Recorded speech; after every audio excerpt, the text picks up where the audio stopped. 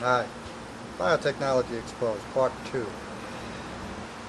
When the first biologics were approved in the early 1980s, the fledgling industry knew they had good news and bad news scenario.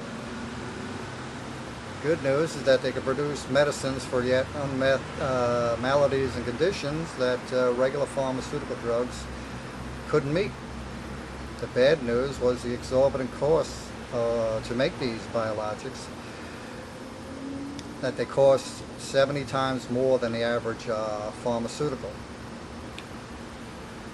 They knew from the start this pricing, 10,000, 20,000, 50,000, 250,000 plus a year for some medications, was not going to be sustainable.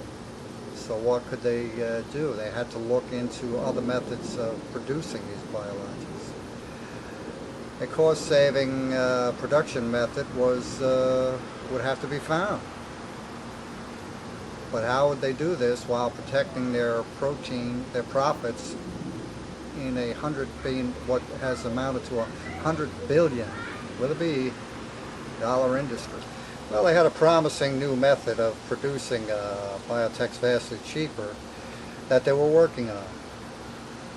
But they, like I said, they wanted to protect their revenues and their profits. So they had to keep this project sort of under wraps, and they formulated a plan. The plan was to recruit a small public biotech company to be the public face of this project. And that public company received almost no funding and bumbled their way into bankruptcy over a 7-year period. So, meanwhile, the real holder of the golden egg, so to speak, would be a private company working way under everyone's radar.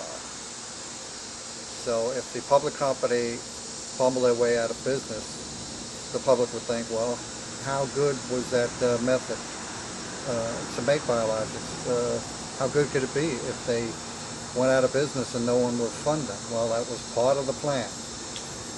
And the plan will be the next episode of Biotechnology Exposed. See you next time. Bye.